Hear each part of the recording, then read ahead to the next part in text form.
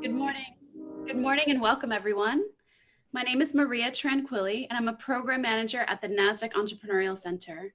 For those of you who may not know, the Nasdaq Center is a nonprofit dedicated to enabling entrepreneurs from all over the world to realize their maximum potentials and grow. We will open up for Q&A at the end of this event, so please submit your questions in the Q&A function at the bottom of your screen throughout the presentation. And none of what we do could be possible without all of the amazing support from our sponsors. We are humbled by their contributions. During these unique times, we are curious about sentiment and how you're feeling as entrepreneurs during these times. We would like to start by taking 2 different polls to let us know how you're feeling about your business right now. Poll number 1, how are you currently feeling? Are you fearful? Are you anxious? Are you surviving? Or are you feeling optimistic? Please let us know.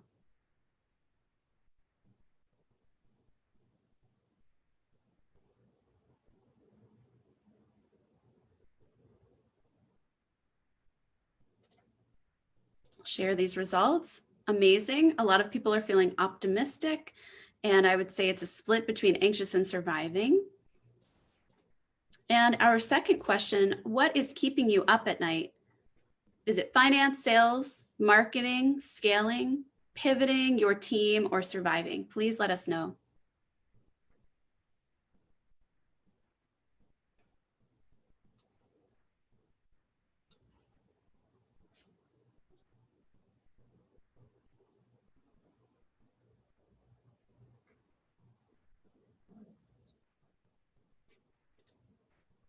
Okay, to share these results, well, marketing and sales look like they're at the top of the list for today, which is perfect for the topic that we will be covering. So without further delay, please join me in giving a warm welcome to our guest, Christine Alemany, Chief Executive Officer of TBGA. Christine, thank you so much for joining us today.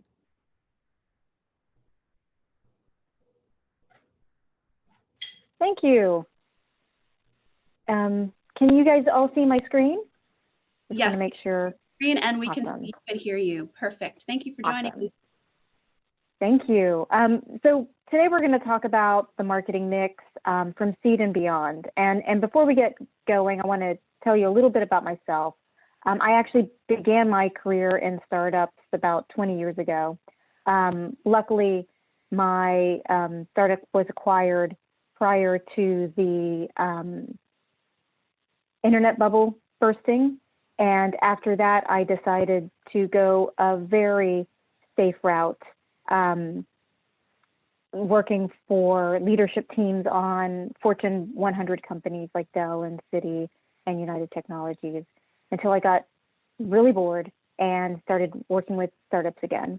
And now I'm the CEO of TBGA, and we provide strategic and tactical branding and marketing support to emerging growth companies, usually Series A, Series B companies. So let's get started.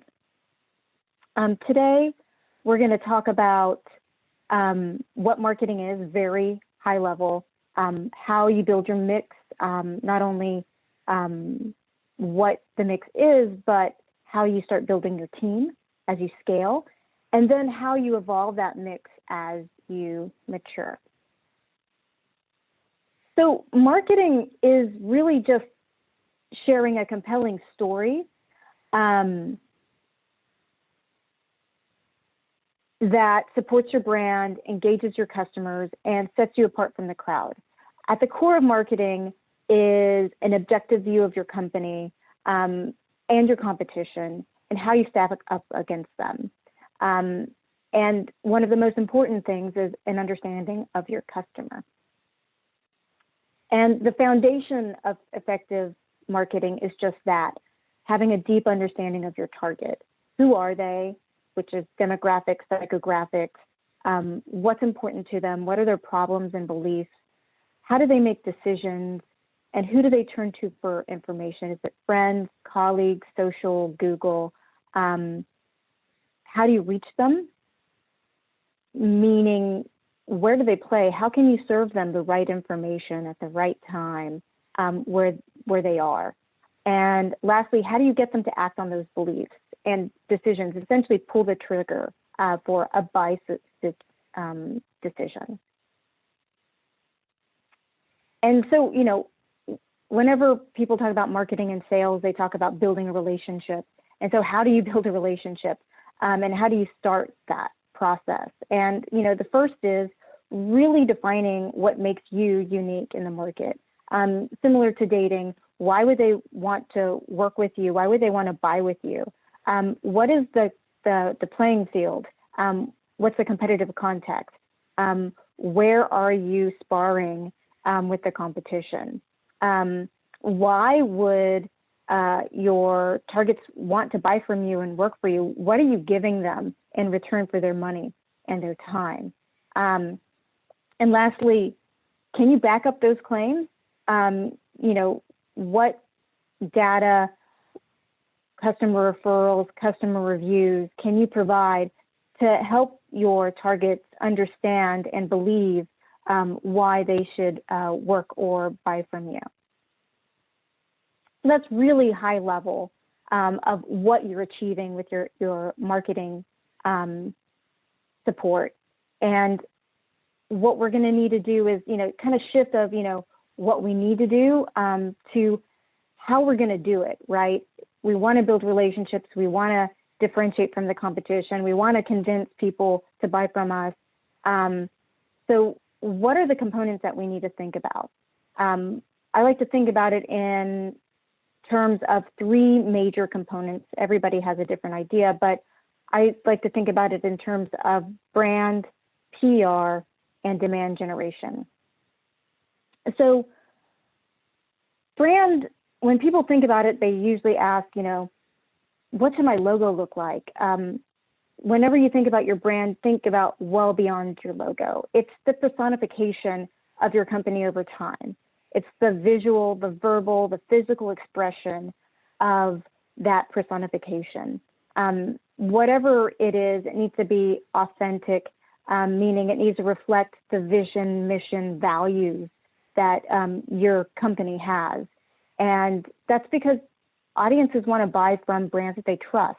And so what's important is that whatever your brand is, you need to walk the walk over time. You can't change constantly. You can't be shifting with popular opinion. You have to really stand in your truth. The next component is PR, which is from a very high level, sharing compelling stories about your company. The goal here is to engage influencer audience, such as editors, reporters, analysts, and influencers, what now B2C folks call influencers.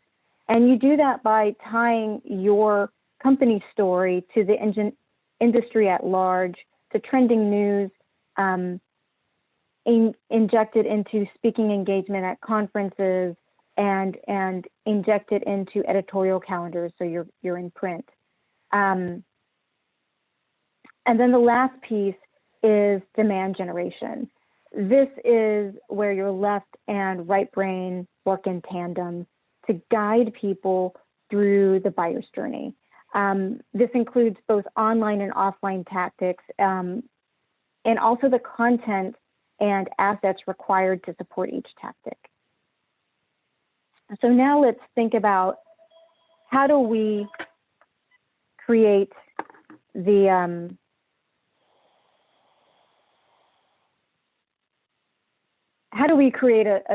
a brand, and a strong brand boosts marketing efficiency, and it also enhances your credibility in the market. Again, this requires consistent, authentic execution across every touch point with your customer and the market.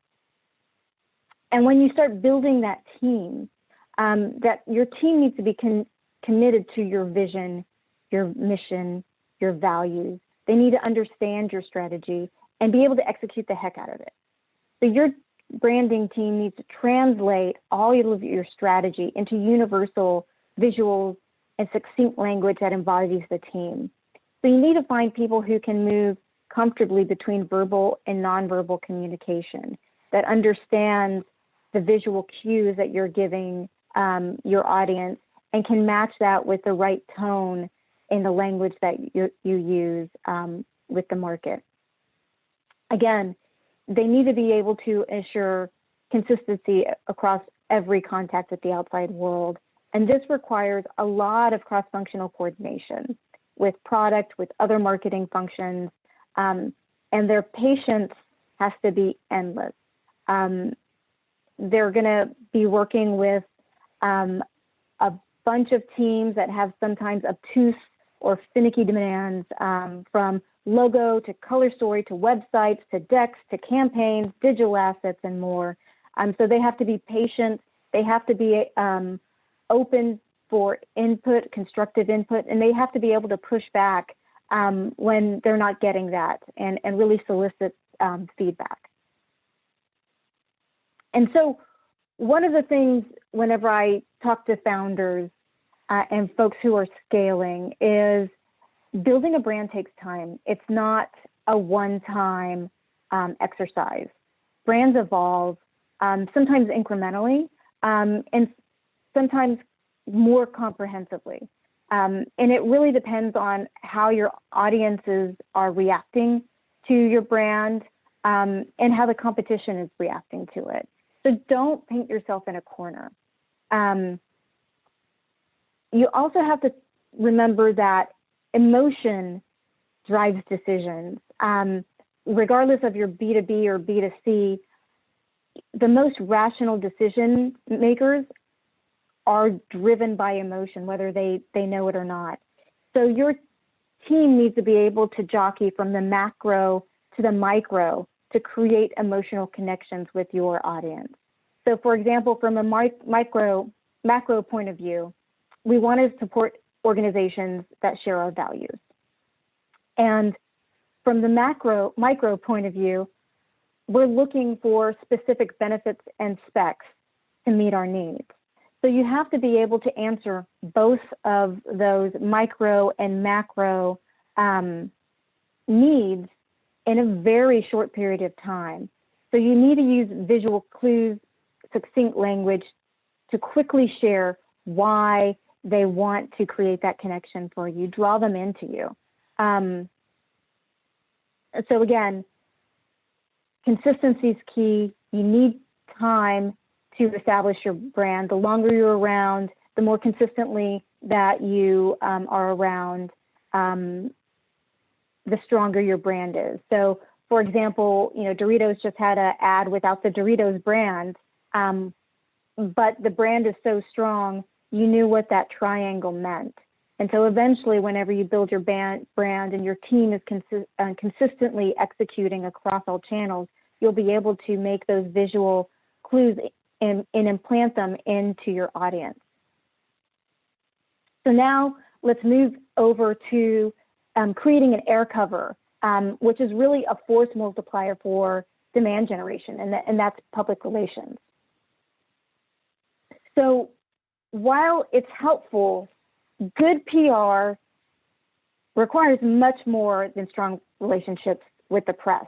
So as you build your team, their Rolodex should not be your primary concern and your driving force behind finding people to work with you.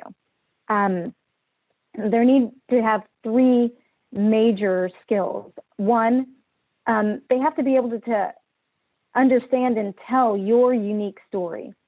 They have to understand why your company is going to succeed.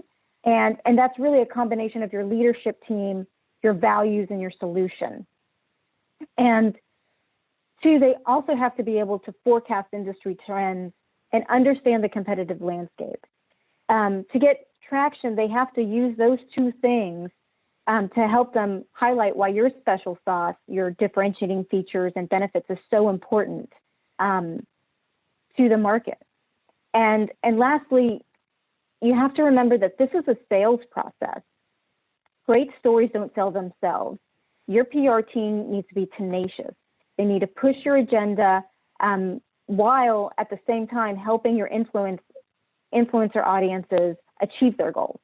So that means they have to be able to customize your story, tie it to what their audience, which is editors, reporters, analysts, care about, and injecting them with how you fit into the industry at large, how you're changing the industry, how you're really pushing the envelope, how you fit into trending news and what you're doing to help make the world a better place. And, you know, where do you fit in with what they're currently working on their editorial calendars? You need to slip in there. And so one of the things, missteps that I see small companies do is focusing on press releases.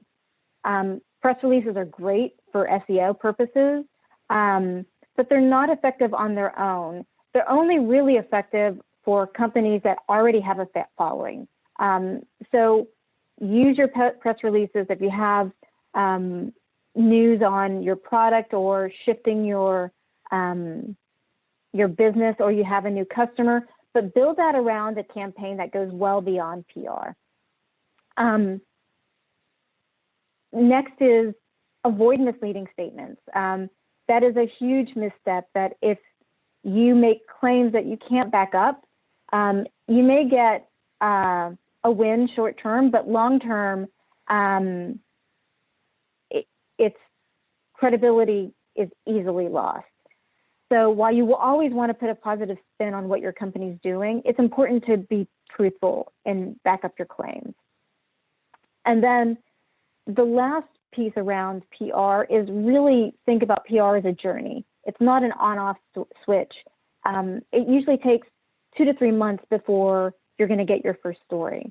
And usually you're going to start off with a small or targeted publication, and then you're going to build your following. And as you build your following, you build credibility. And with time and the right stories, you're going to move on to more prestigious brands like New York Times, Wall Street Journal, as time goes on. And so lastly is the area that most founders ask about is, how do I get more customers faster? And that's demand generation. Here, you're going to build on your competitive strategy, which is, again, it's based on an honest assessment of your company, your product, your service, what your differentiators are, how you stack up against the competition, and who are the people that you're trying to convert and bring into the fold. And demand generation should act essentially like a helping hand.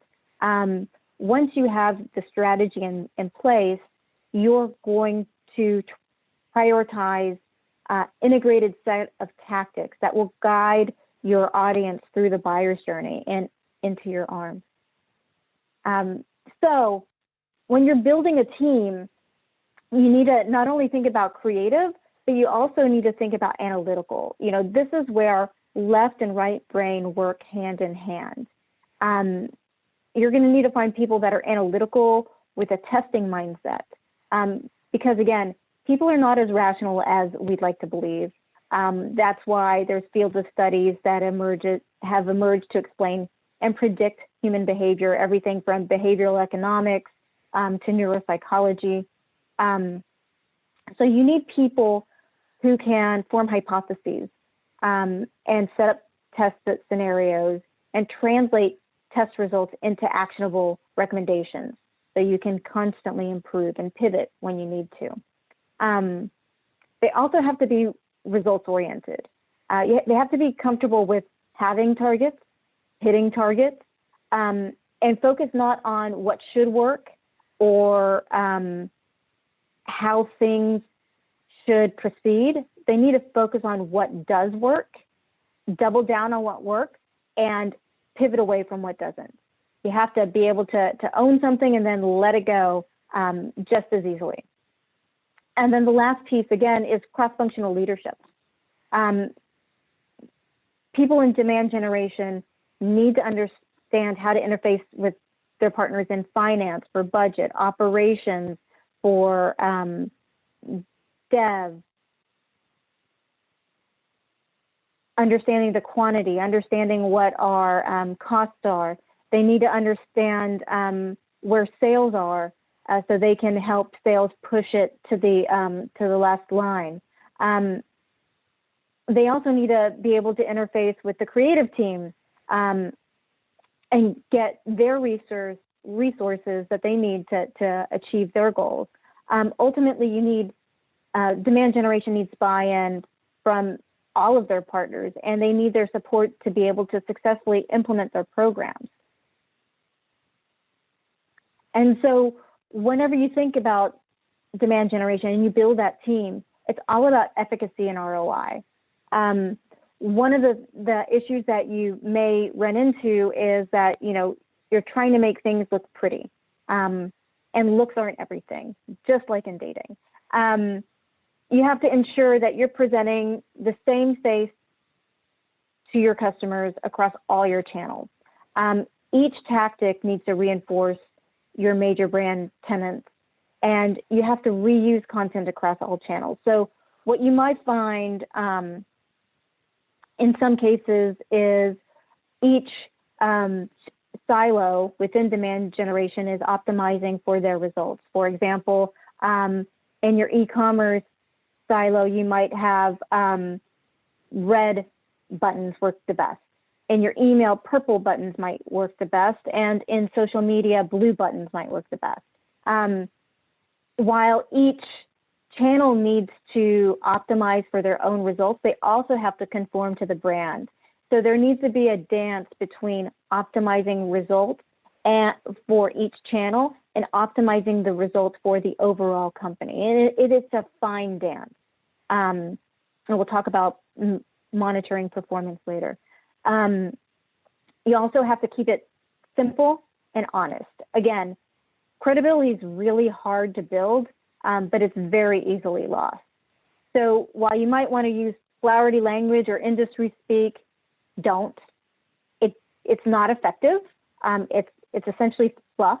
And if you exaggerate, you may get a customer or two from that exaggeration, but people, whenever they share their feedback and with word of mouth, they're most likely to share a complaint than praise a product. So just be very wary of that. And then the last piece is set up your KPIs.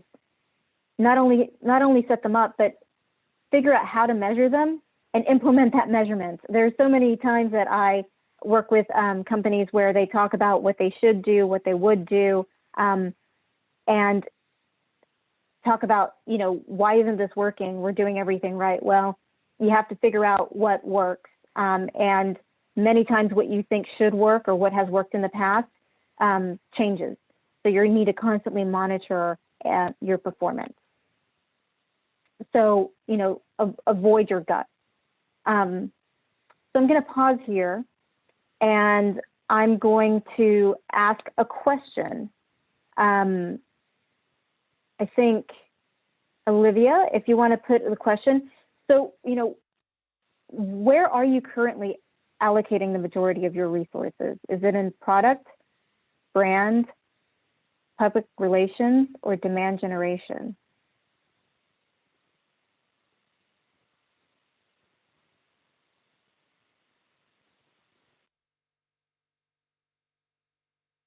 Interesting. Awesome.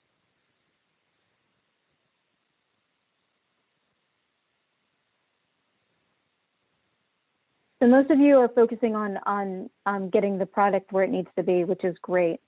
So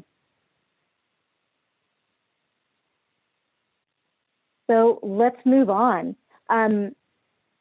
We're going to talk about how you should allocate your resources, both human and financial, because time is as valuable as budget, and how you allocate that across your marketing mix as your company matures and scales.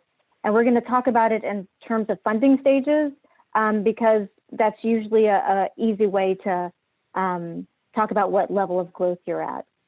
And then after that, we're going to touch on a case study, talk about how the theory can practically be applied.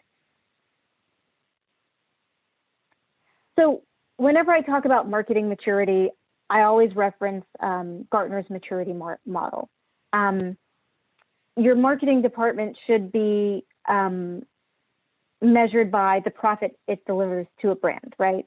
And so as a company graduates to higher and higher levels of marketing maturity,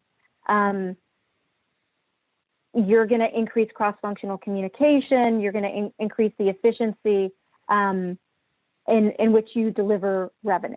And your goal is to make a marketing department that's a strategic partner at the highest levels of marketing maturity, to embed them in every function of the company. Because in the end, marketing is the mouthpiece of your company. It's how your customers understand what's happening with the company. It's how the market understands how the company is growing and solving problems and making the world a better place. Without marketing, it's a secret. So marketing needs to understand everything that's going on in the company so they can brag about it and defend it. And so I like to think about it like a symphony, where individual components blend together seamlessly. It's beautiful and powerful. But because you don't have the same level of resources as an Amazon or an Apple, focus and efficacy are going to be important. Because when you put too much on your team's plate, your team is going to do everything okay. And just do the checklist, get things off their plate, work on the next thing, get it out there. There's going to be a lot of mistakes, a lot of mediocre results. And instead, you need to focus on what your team can do well and execute, not to perfection, as close to perfection as possible. So you need to focus on the tactics that are based on the intersection of your customer, your team skill sets, and that's your internal team and your external partners, and the budget. So you can really focus on what you can execute well, which in turn increases your ROI, which will in turn increase your budget. And so that requires seamless integration across your entire marketing mix. Your campaigns need to be integrated across channels, across teams. You need to cross-pollinate your content so you can attract your prospects. You can get them to consider you, you entice them to choose you, and then you get them to advocate for you. And so getting the right message to the right people at the right time is almost impossible. It's not easy, which is why you need to monitor your performance across not only channel, but across the entire marketing funnel so that you know what you're doing works. And the ultimate KPI for marketing is revenue. Marketing teams need to focus on outcomes rather than output. It doesn't matter how many campaigns you have going out there. If you have email campaigns, social media campaigns, TV, paid search, if they're not working in tandem and they're not generating results, then you're wasting your time. So as we start thinking about the funnel and performance, first we need to think about awareness. And, when you're building awareness, you need to understand how effectively are you attracting people to your company, your product, as they're exploring their options. Are you providing them information that is relevant to them in a way that it encourages them to share and to read, to use, which is the most important piece. Once you move into the consideration phase, you need to make sure that when your prospects are exploring their option, that you are helping them simplify their decision-making process, which is obviously working with you, right? You need to help them understand why what you do is important to them. And when it's time for them to make decisions, you need to deliver relevant, inspiring content that promotes a decision process. It helps them make that buy decision. It helps them buy more from you or buy different things from you. So for example, if you think about Casper, not only can you buy a bed, you can buy sheets, you can buy pillows. There's lots of ways that you can, that Casper works with people at their buying decision to help them make better decisions. And then lastly, once they are a customer, how are you helping them advocate for you? Are you rewarding them? Are you making it easier for them to share their positive experiences with you? And once you are able to answer those questions, you'll be able to create a revenue circle. And essentially, your customers will then engage with the people who've never heard of you, move them down the funnel, and it's a cycle that repeats itself over and over and over again. And eventually, you get a mass of people that know who you are, like what you do, and buy from you.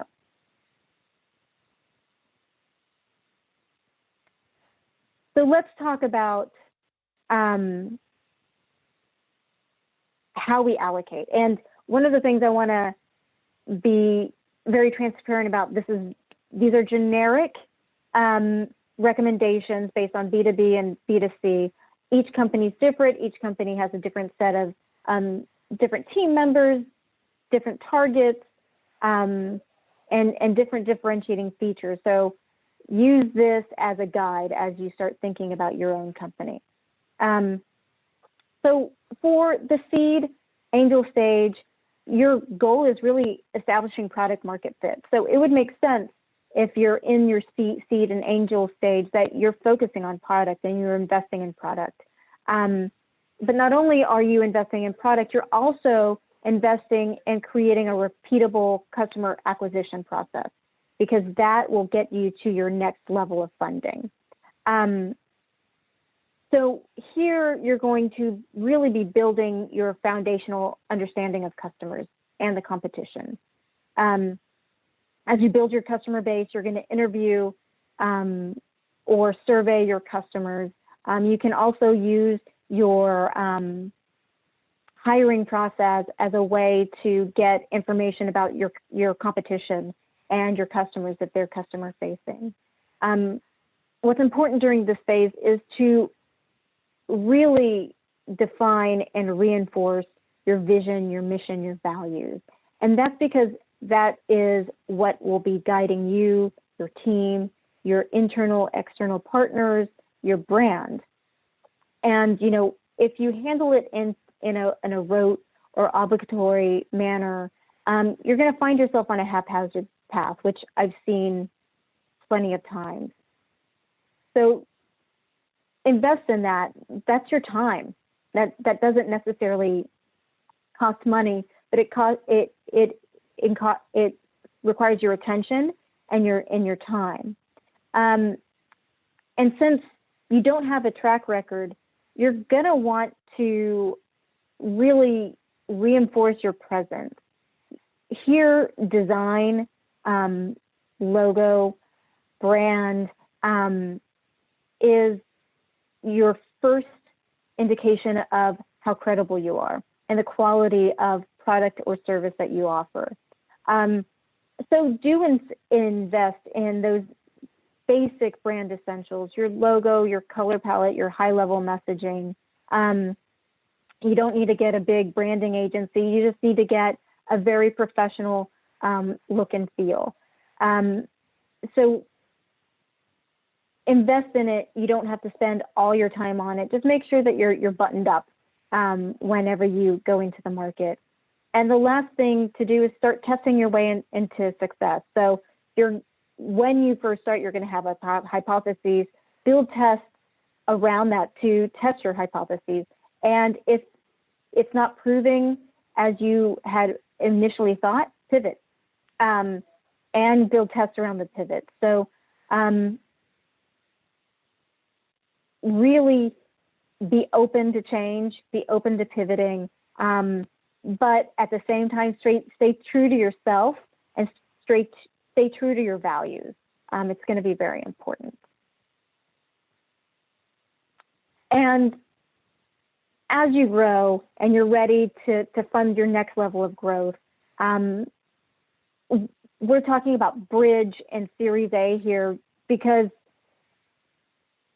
Bridge can be across any of the categories that we talk about. It can be between A and B, B and C, C plus, or it can be an alternative for going to a VC. For simplicity, we're going to talk about it here. Either way, you have to prepare for the next phase of growth. And this is where you're going to start really investing in that repeatable acquisition cycle that you've created in your seed phase. This is the time that proves that your business model will work. And so as you're hiring, you're going to invest heavily in PR. You need to get the word out. Not only, depending on B2B, B2C, the tactics will be different, but people need to know who you are. And that is a really quick way to build credibility. Here, you need to start building good habits, start embedding your marketing team with your functional partners, have your marketing team, whether it's one person or 20, show the wins, show the challenges, and what they're working on, because everybody's going to want a little piece of marketing. You also need to have them document what they do, document their processes, document their plans, because what they're working on, your other teams are going to want to know about. Your other teams may have really good information that would help them avoid roadblocks. So, even though you're documenting processes and plans, you have to be flexible. You have to find areas that are perfect for automation, even if you don't have the tools or the skill set to automate it. Make sure that you've identified it, that you've created the process, because that's how you best use technology, is when you know what you're automating. And establish calendars. Let people know what you're doing. What is email doing, social media? How many times is social media promoting your latest feature or a promotion, a discounted promotion, a free trial? Make sure that everybody knows what you're doing, and the people within your company can help amplify your voice. Also, during this time, it's time to start thinking about what your MarTech stack is going to look like, because you need to capture data, you need to measure performance. Not only that, you need to start automating things. So, ensure that you're starting to build your MarTech stack, you're starting to track performance, and that you're using the data. There's so many times that, I work with companies who have all kinds of data, 5 different tools, but they don't use the data and they can't tell me if a campaign's been working. So make sure that you're using the data, and you can use the data to augment your personas. You can get behavioral insights from web analytics, from predictive models, from product uses. So data can be really informative for you as long as you use it. And lastly, continue building on your brand. So now your brand is going to start getting more formal. You're going to update your messaging hierarchy based on what you've learned about your customer and the competition. You're most likely going to want to tweak your logo, maybe your color palette, probably your tone and voice, and you're going to need to document that and brand guidelines and build collateral. So everybody will have notepads with your brand, pens with your brand. This is the time when you start getting people, if they're not already excited, you need to get them excited and bought into your brand. And so the metrics that you look at are going to be more channel, more granular. You're going to be looking at coverage. You're going to be looking at reviews and awards because you're really focused on building that credibility. And so now as we move to Series B and beyond, we're really establishing market viability. We're penetrating the market. We're proving that we're a sustainable business, and we're proving that we're going to grow. And here's where you start pivoting your team from generalists to bringing in more specialists. And this is going to be a very interesting time in terms of culture. There's going to be a change in the kind of people that you're bringing in, and people are going to be more focused on their skills. And that has two symptoms, or I guess outcomes. One is you're going to have to really focus on defining roles, defining cross-functional responsibilities, and defining how teams will work together, and making sure that each team has accountability against metrics. And two, you're going to have to make sure that they don't focus on silos. So a lot of times your employees that grew up with you, that they brought you to that place, they're going to want to continue wearing different hats. And some may be able to, others may have to focus on an area of specialization. So you have to be aware of that. Here is where you start building on your MarTech stack. Here you might be moving to, let's say from a Toyota to a Cadillac. You're going to be getting more expensive, deeper technology, more complicated technology that will require you have administrators with specialized skills. You're going to start integrating your campaigns in these tools, and these tools are going to start working and speaking to each other. So you're going to have a holistic view of ROI, and hopefully you're going to be able to build a multi-attribution or multi-touch attribution. So you will understand, for example, one of the combinations of marketing tactics that you wouldn't expect to be the most effective tactics are TV commercials with paid search. That actually has the highest ROI together when you use them together. You wouldn't know that if you don't have the data and the multi-touch attribution models built. You're also going to start digging deeper into your customer psychographic and behavioral characteristics. So, at the beginning, you'll probably be more demographic focused on the basics of your customer attributes. But as you start getting larger, as you start getting more tools and more access to data and more data, you're going to start being able to understand your customer on a deeper and deeper level. So, once you feed those in, you're going to constantly be updating your personas because preferences change, and you need to change with them. And so lastly is the goal of most startups is, exit, whether it's IPO or acquisition. And this is where your company is really going to get their P&L in shape to attract investors. This means that you need to show that you're positioned to continue to expand your company and that you're going to be able to continue to grow your customer base. And in this phase, it's all about optimization, optimize, optimize, optimize. You're adding more tactics. You're expanding the ones that work. You're fine-tuning your operations. And this is where management and operational know-how is really important. So before we move into a case study, I want to check your pulse again.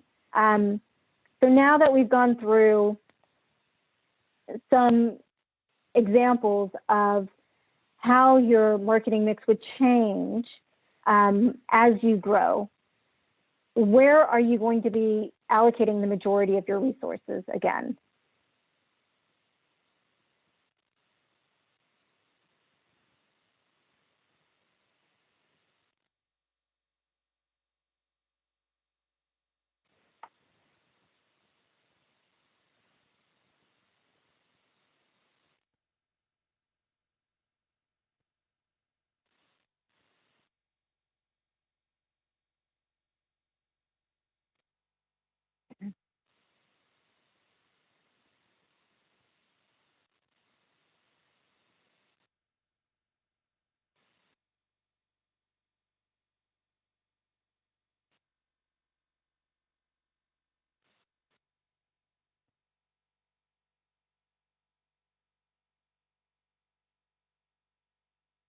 Awesome. So it seems like there's been a little bit of a adjustment.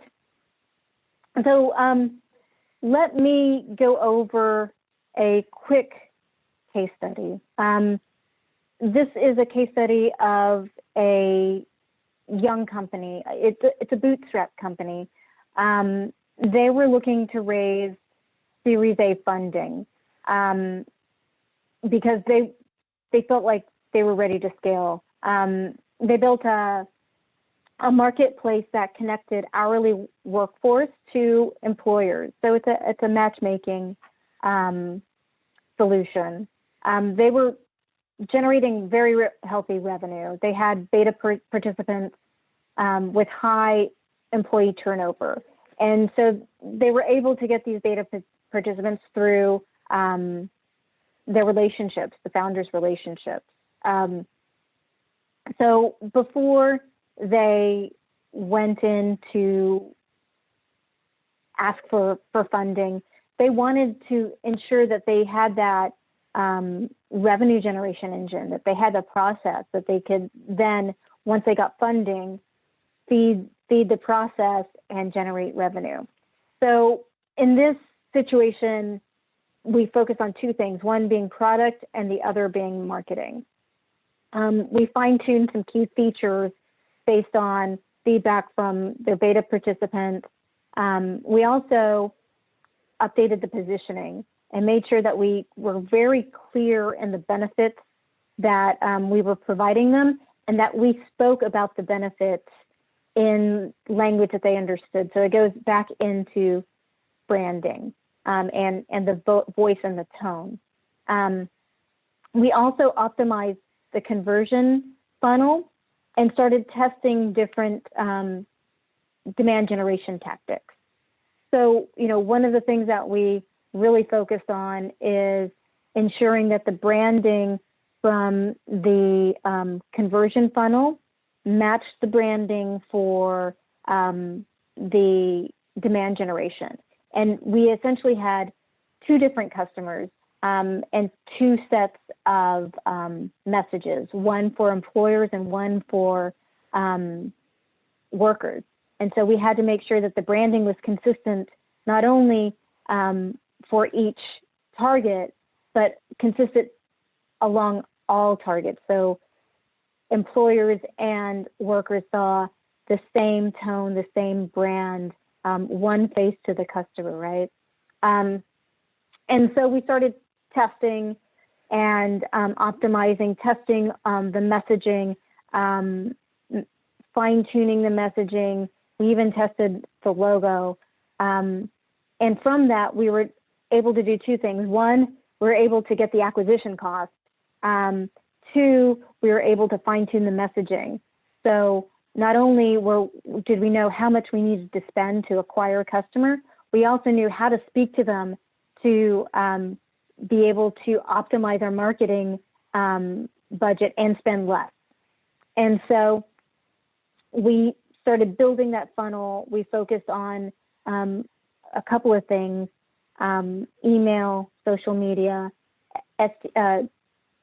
phone sales, and started setting pricing. So one of the things, whenever you're in beta, pricing is a bit of a question, and you're having to figure out, where do we really land? Where do we land against the competition? And we really focus not only on the competition, but we also focus on their cost structure, right? Because as they scale, and as you scale, your cost structure is going to be very important, and you want to make sure that you're building fences around the areas of your product or service that where cost is going to be incremental. So you need to build safeguards around that. And so we set initial pricing. We started building the funnel.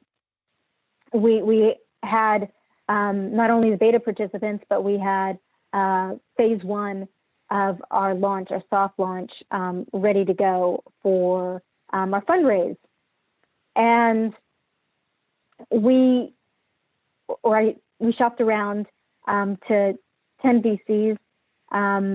The founders were narrowed down to 2 VCs who wanted to make substantial investments. And instead they chose financing. So they chose the bridge financing because they wanted to keep their ownership of the company, and they wanted to avoid dilution. It's been 3 years now, and they've grown substantially. They've also rebranded, and they are considering another round, but we'll see if they need it. So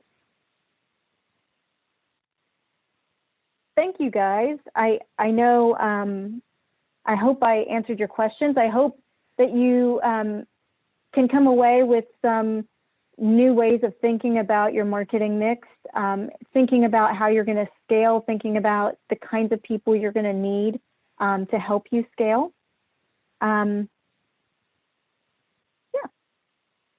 Any questions that you have while we're here? Christine, thank you so much. So we do have a few questions. Let's see. Okay. Let's see, 1 second. So we have one question.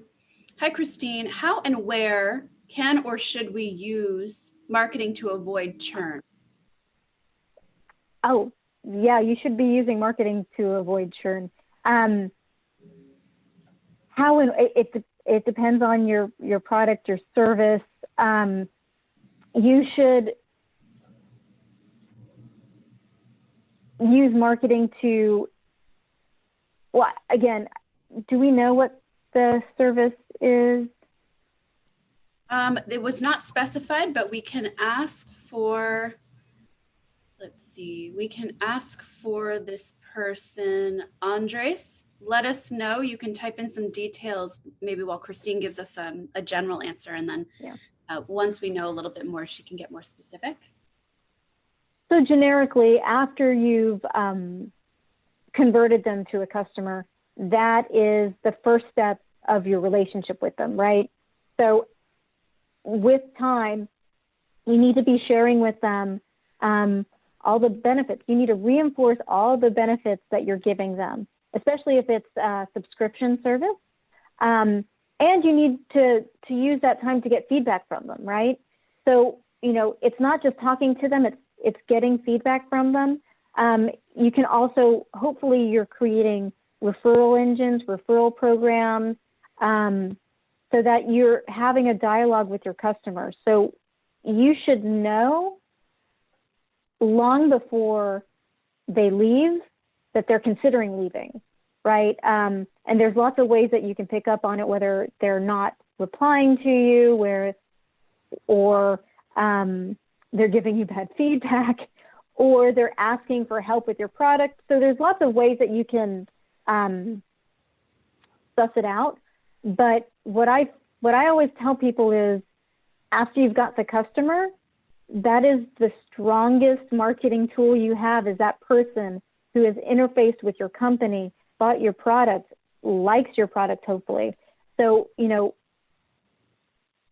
marketing dollars using from referrals is actually a quarter of what it takes to get a new customer. So think about customers as an investment, and whatever they're worth to you in terms of revenue, they're worth a quarter of that in terms of marketing. So you need to use that. Otherwise, it's just going to waste. Very good advice. Thank you, Christine. I think we have time for one more question. We have so many. So for those of you who have sent some questions to us, we'll make sure that in the resources follow-up email, we have enough, we have answers to these questions there. And while we are finishing up Q&A, while you're listening, if you wouldn't mind filling out a survey, Christine would love to know whether you liked this training, and Nasdaq Entrepreneurial Center would love to know as well. Olivia has put that in the chat, and please just take a few minutes to fill that out to let us know. Okay, so I think this will be our last question for today. Christine, what are some excellent combinations of tactics that have the highest lead generation rates based on the data that you've seen for both B2B and B2C? Again, it depends on the customer. It depends on the product, where your customer plays. Again, one of the strongest B2C plays I've seen is as paid TV ads with paid search. When you use them in tandem, the ROI is incredibly high, especially if you have an e-commerce company. But, there's no secret sauce. There's not, if you do A, then B will happen, then C will happen. It's all different. And one of the things that can be frustrating or exciting about marketing is performance always changes over time. So something that works really well this year, in 3 years, probably isn't going to be very effective. And that's because everybody else is doing it, and the market and your audience are just tuned out. They just stop being effective. You could say the same for digital advertising, email. Email used to be amazing. Still is, it's still good. But the effectiveness has declined over time just because everybody does it. That's why there's spam filters now. Thank you, Christine. Again, words of wisdom. So I think we need to wrap up. We will have some other questions answered in the resource email follow-up, as well as the recording links. So for all of you that are here that would like to rewatch this, because this was chock full of some amazing expertise from Christine, you will receive that. We had a lot of questions about that. Christine, any final words of wisdom that you'd like to share before we wrap up today? If you're hiring and you're building a team, one of my biggest pieces of advice, if you don't have a marketing background, bring somebody in bring a friend who has a marketing background and ask them to help you weed people out. I think that's going to be the most important piece for you. Get help from experts. Make sure that you measure the results that they bring, because marketing's there to make money. We're not necessarily there. I mean, we're there to make you look good, but we're there to make you look good so you can make money. So in the end, make sure that that is the North Star for your marketing team. Christine, thank you so much for taking the time to speak to our community, to share your insights, and to set such a great overview. On behalf of the Nasdaq Entrepreneurial Center and everyone in attendance today, we are sincerely we're sincerely in grace and thanks for joining us. And we would, again, love to hear from you. So everyone that's still in attendance, please fill out the survey that is in the chat function, and look forward to next Tuesday, Funding Optionality with Bank of the West and 1863 Ventures, as well as Thursday, the revolutionary way to create shared value. We would love to have you. We hope everyone enjoys their day, morning or afternoon, and we hope to see you again at future trainings. Thank you all.